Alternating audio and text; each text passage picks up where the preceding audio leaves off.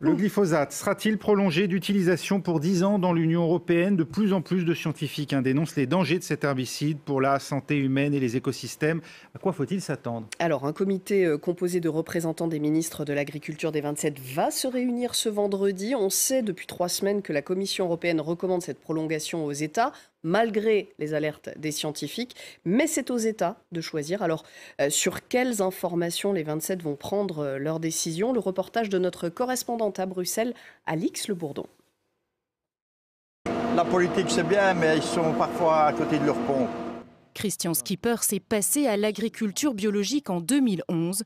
L'élément déclencheur survient quelques années plus tôt, lorsqu'il apprend la maladie de Charcot, dont souffre son père. J'ai été rechercher mon père à l'hôpital et le chirurgien, neurologue, m'a posé 3 questions qui m'ont vraiment bouleversé, enfin réellement bouleversé, parce qu'il m'a demandé si mon père était cultivateur.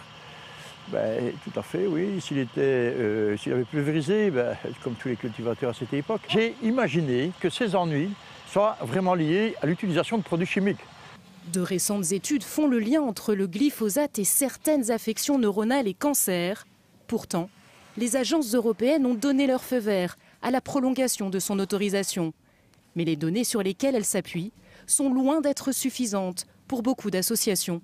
C'est effectivement très critiquable qu'aujourd'hui, les agences européennes se basent uniquement sur ce qu'on appelle les BPL, des bonnes pratiques en laboratoire.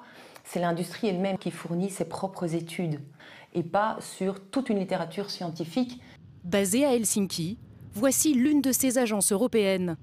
Pour rendre son avis sur un produit, la loi l'oblige à prendre en compte toutes les données. Mais l'équipe de Paul Ryan décide du poids de chaque étude. Toutes les études doivent être prises en considération, mais une étude réalisée selon certains protocoles peut peser plus dans l'évaluation finale. Mais ça ne signifie pas que l'on écarte des études. Plusieurs associations ont déposé plainte contre le fabricant Bayer pour dissimulation d'informations sur le glyphosate. L'entreprise a refusé nos demandes d'interview, mais nous a envoyé cette réponse écrite. Bayer n'a dissimulé aucune étude scientifique. Nous avons toujours agi en toute transparence et nous avons pleinement respecté les règlements de l'UE. Bayer a présenté toutes les études pertinentes requises pour le dossier scientifique. Une récente révélation va sans doute venir rebattre les cartes du vote de vendredi.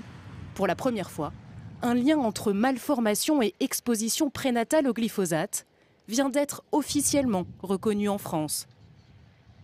Oui, l'affaire dont parle notre reporter, c'est l'histoire de Théo Gratalou. Sa maman, enceinte d'1 mois, avait pulvérisé du Roundup pour désherber un enclos à chevaux. Théo est né avec de graves malformations au larynx et à l'œsophage. Le 10 mars dernier, le Fonds d'indemnisation des victimes de pesticides a reconnu la possibilité du lien de causalité entre sa malformation et le Roundup. Il a pu être indemnisé.